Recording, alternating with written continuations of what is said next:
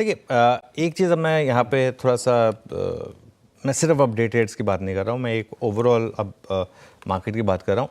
मुझे लग रहा है एक जो बड़ी थीम प्ले आउट हुई है पिछले हफ्ते वो थी डिफेंस।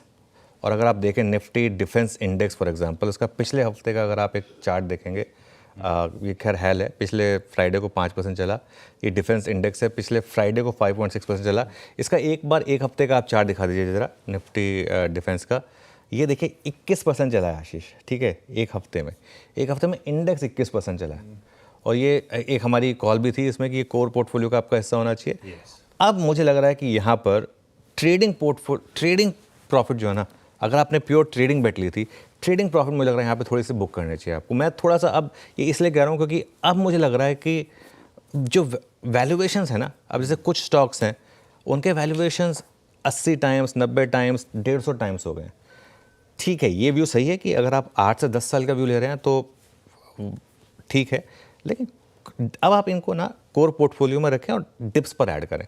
लेकिन अब इन लेवल्स पे चेज़ करने में थोड़ा रिस्क है, क्योंकि अगर एक इंडेक्स 21% चला है वो आराम से 5-6% गिर सकता है, तो ट्रेडिंग में आपका लॉस हो सकता है। तो इसके लिए थोड़ा सा इस पर ध्यान रखें। और थोड़ा सा मैं इवन कहूँगा इवन सेलेक्ट फार्मा में भी अब थोड़ी प्रॉफिट बुकिंग करनी चाहिए। जो नंबर्स अच्छे आ रहे हैं उस पर थोड़ी सी प्रॉफिट मुझे लग रहा है हायर लेवल पे बुकिंग करनी चाहिए। इवन डीवीज़ में फॉर एग्जांपल आज हायर लेवल पे हो सकता है कि थोड़ी प्रॉफिट बुकिंग आ जाए।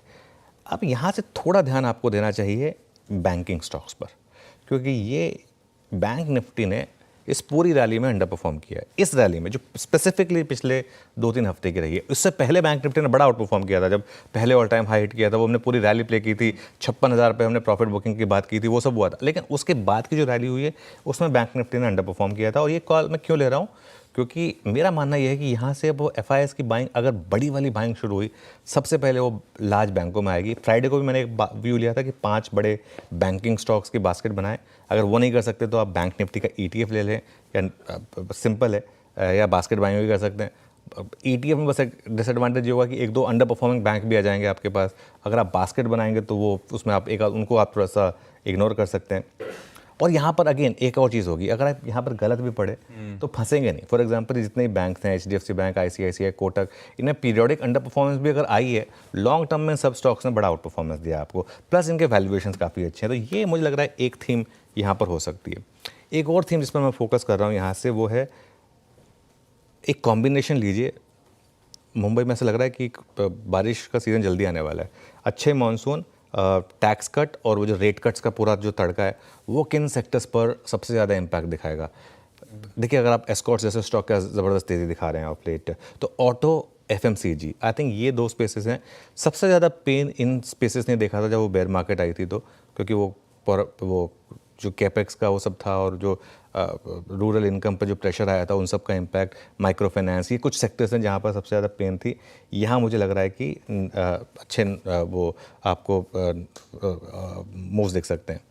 फार्मा में मुझे लग रहा है कि नंबर्स अच्छे आ रहे हैं, लेकिन यहाँ पर मुझे लग रहा है कि आप थोड़ा सा हायर लेवल पर सेलेक्टिवली प्रॉफिट बुक करें।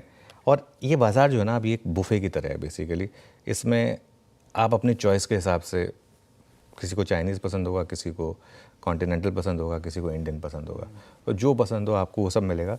बस ये है कि थोड़ा सा अब आपको सेलेक्टिव होना पड़ेगा यहाँ से।